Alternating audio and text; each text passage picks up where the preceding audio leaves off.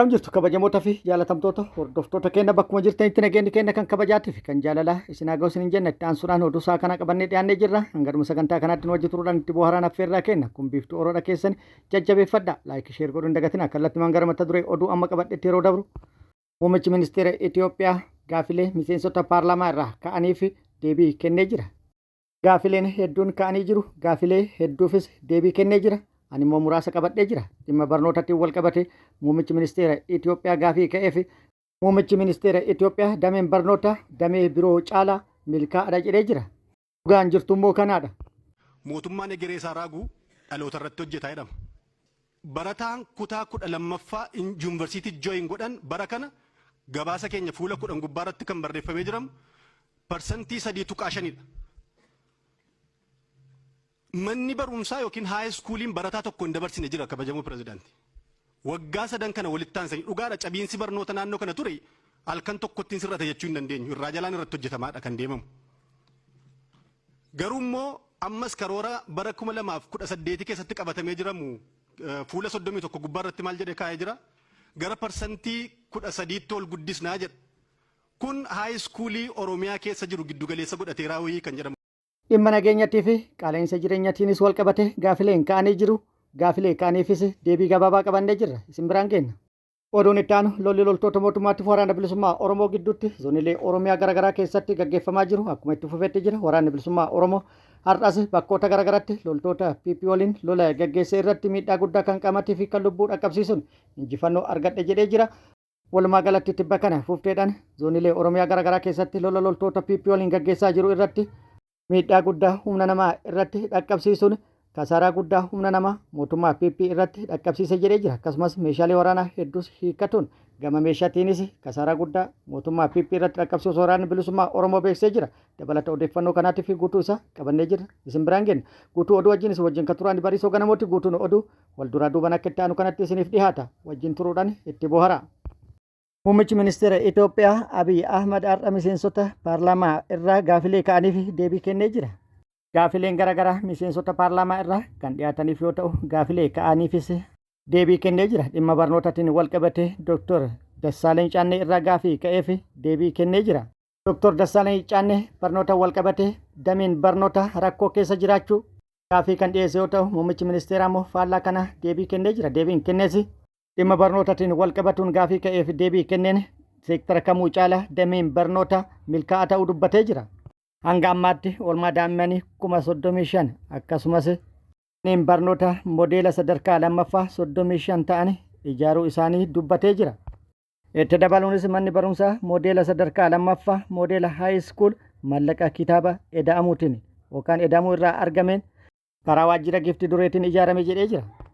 Itti dabaluunis muummichi ministeera Itoophiyaa xiyyeeffannoon mootummaa sadarkaa yuunivarsiitii osoo hin taane sadarkaa gadii ta'uu ibsuudhaan bu'uura irraa eegaluun daa'imman barnootan qaraa guddisuu irratti kan xiyyeeffate ta'uu dubbatee jira. Sadarkaa yuunivarsiitii irratti ammoo saayinsii fi teekinooloojii irratti xiyyeeffatuun baay'ina caalaa qulqullina barnootaa irratti akka xiyyeeffatan dubbatee jira. Deebiin rakkoo barnoota keessa jiru wal qabsiisee inni deebise ilaalchuma kana dura komii guddaa irratti kaasisiisaa tureen kan wal qabate ta'ee jira. Kana dura yuunivarsiitii kan hin jaalannee fi yuunivarsiitii tokkollee ijaaruuf karoora kan hin qabne ta'uu dubbatee ture. Ilaalcha isaa kanaan komiin guddaan irratti ka'ee ture. Barnoota hin jaalatu, barnoota jibba, biyyummoo barnootaan ala hin ta'u kan jedhuu fi dhuunfaa isaatillee wal qabatee gaafii fi yaadni garaagaraa irratti ka'ee ture. Dhugaan jirummoo isa kanaadha. Mootummaan egeree isaa raaguu dhaloota irratti hojjetaa jedhama. Barataan kutaa 12ffaa yuunivarsiitii jooyin godhan bara kana gabaasa keenya fuula 10 gubbaarratti kan barreeffamee jiramu parsantii 3.5dha. Manni barumsaa yookiin haay iskuuliin barataa tokko hin dabarsine jira kabajamoo pirezidaantii. Waggaa sadan kana walitti aansanii dhugaadha cabiinsi barnoota naannoo kana ture halkan tokkottiin sirrata jechuu hin dandeenyu irraa jalaan irratti hojjetamaadha kan deemamu. Garuu immoo ammas karoora bara 2018 keessatti qabatamee jiramu fuula 31 gubbaarratti maal jedhee kaa'ee jira gara parsantii 13tti ol guddisnaa jedha. Kun haay iskuulii Oromiyaa keessa jiru giddugaleessa godhatee raawwii kan jedhamutu gaaffinatti ta'a jechuudha. Barataa top 5 fi haay iskuulii tokkorraa yuunivarsiitii akka isaan jooyin godhan ituu irratti karoorfanne parsantii 20 parsantii 25 hin ta'uu maaliif sodaatan karoorfachuu kan jedhamu irratti hojjetame. qulqullina barnootaatiin wal qabatee shirri hamaan damee barnootaa keessatti waggoota yoo xiqqaate waggoota 3 darban raawwatamaa ture komii guddaa akkuma guutuu biyyattiitti kan kaasaa ture barataa 100 keessaa barataa 3 dabarsuu barataa 5 dabarsuun akkamitti qulqullina barnootaa eeguudhaaf barataan akkanatti kufa jechuudhaan hawaasni bal'aan komii guddaa fi gaafii guddaa kaasaa ture jira. Nageenyaan wal qabatee gaafii miseensota paarlaamaa irraa ka'anii fi muummichi ministeeraa deebise rakkoo nageenyaa naannoo Oromiyaa keessa jiru wal qabatee Oromoo naannoo Oromiyaa keessa jiru caalaa Oromoo naannoo biraa keessa jirutu nagaa qaba. Amaara naannoo Amaaraa keessa jiru caalaa Amaaraa naannoo biraa keessa jirutu nagaa qaba. Tigree naannoo Tigraay keessa jiru caalaa Tigree naannoo Tigraay ala jiraatutu nagaa qaba jechuudhaan deebisee jira. Garuu kunis fudhatama kan hin qabne ta'ee mul'atee jira. Oromoon naannoo biraa keessa jirullee hin jiru. Naannoo biraa keessa jiraatee Oromoon nagaa qabullee hin jiru. Godina Wallootti uummanni Oromoo Walloo godina addaa Oromoo naannoo Amaaraa keessa jiraatan waggoota 8 darban kana maal keessa akka jiran dhumaatiin hangame akka irra gahe kan lakkaa'amee hin dhumnedha. Oromoon Beenishaangul Gumuz keessa jiruudha akkam keessa akka jiru hanga ammaatti yeroo ammaa kanatti duulli isaan irratti raawwatamaa jiruu fi dhumaatiin isaan irratti dhaqqabe qabeenyi isaanii kan barbadaa'e kan lakkaa'amee dhumu miti. Naannoo Gaambeellattis Oromoon naannoo Gaambeellaa keessa jiraatu bara darbe gochi irratti raawwatame kan dagatamuu miti. Ilmaan Oromoo naannoo Gaambeellaa jiraatan mana isaaniitii gadi yaasuudhaan ajjechaan irratti raawwatame dhagaa gurguddaa matarratti lafaan dha'uudhaan ajjechaan irratti raawwatame kan addunyaaf ifa ta'edha. Muummichi ministeeraa garuu akkamitti akka dagate waan namaa galuu miti. Gabaabumatti nageenya Itoophiyaa birqabaan yoo ilaalame yeroo kamuu caalaa fooyya'aadha jechuudhaan dubbatee jira muummichi ministeera Itoophiyaa. Rakkoo nageenya naannoo Tigraay wal qabatee rakkoon siyaasa TPLF Eertiraa fi qaamota biraa kan alaatiin kan qindaa'aa jiru jechuudhaan dubbatee jira. TPLF Eertiraa, Suudaanii fi kan biroollee hedduun walitti dabalamanii haa dhufanii sodaa hin qabnu jechuun dubbatee jira. Garuu rakkoon nageenyaa Itoophiyaa keessatti yeroo kamuu caalaa fooyya'aadha jechuun isa naannoon Oromiyaa maalitti jira? Naannoon Amaaraa akkasumas Beenishaangul Gumuzii fi naannoon Gaambeellaa maal keessa akka jiru quba qaba. Itoophiyaan inni jedhummoota namoota biriiti jechuun xiinxaltoonni yaada itti kennanii jiru. Qaala'insa jireenyaatiinis wal qabatee haala itti aanu kanaan gaafiin miseensa paarlaamaa irraa gaafatamee jira. ቪዲዮ gabaabduu tana waliin haa ilaallu. የተከበሩ ጠቅላይ ሚኒስትር፣ ይህች ሀገር የሁላችንም ቤት መኖሪያችን፣ ማንም የበኩር ልጅ ማንም የእንጀራ ልጅ መሆን የለበትም። እርስዎም በዚህ ያምናሉ።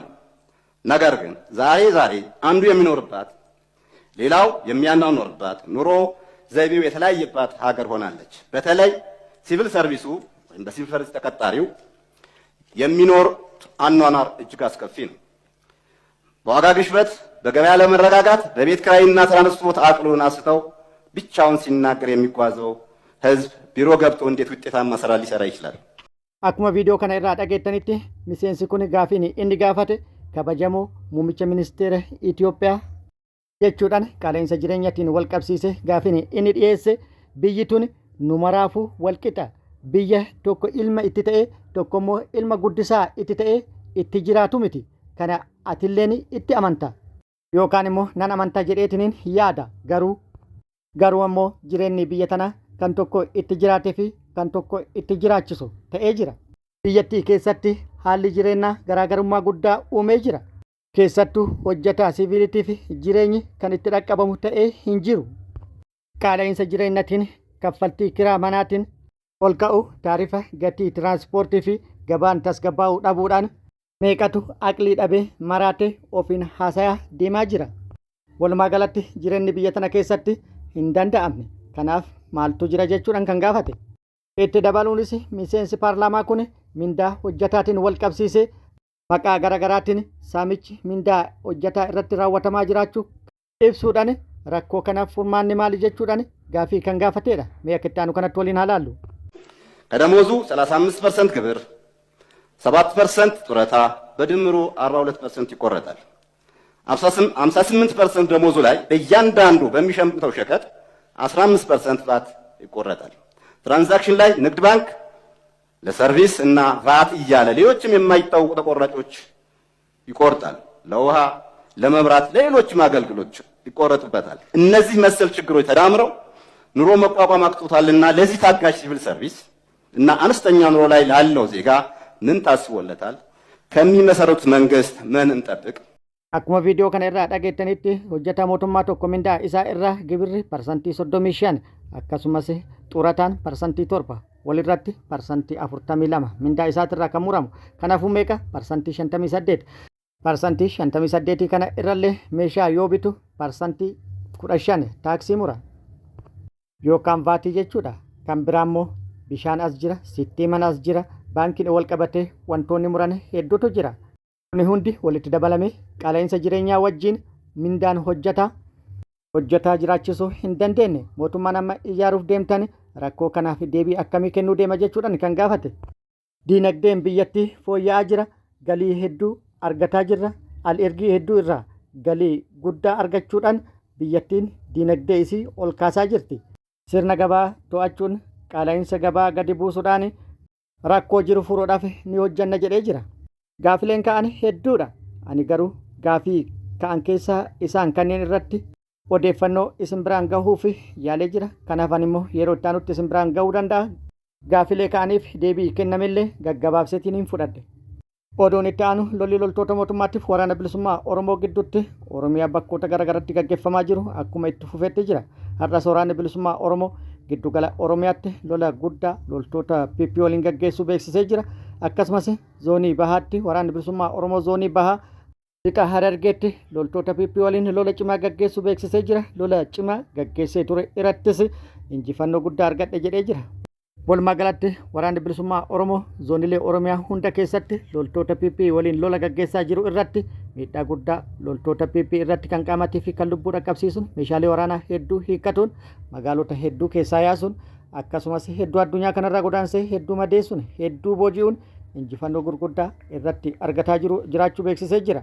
Haaluma kanaan waraanni bilisummaa Oromoo har'a barraaqan giddugala Oromiyaa Shawaa Lixaa Aanaa Cobitti loltoota PP waliin lola cimaa gaggeessuu beeksisee jira. Aanaa Cobitti lola loltoota PP waliin gaggeesse irratti miidhaa guddaa irratti dhaqqabsiisuun hedduu addunyaa kanarraa godaansee hedduu madeessee kan booji'ees hedduu ta'u odeeffannoon nu gahee jira.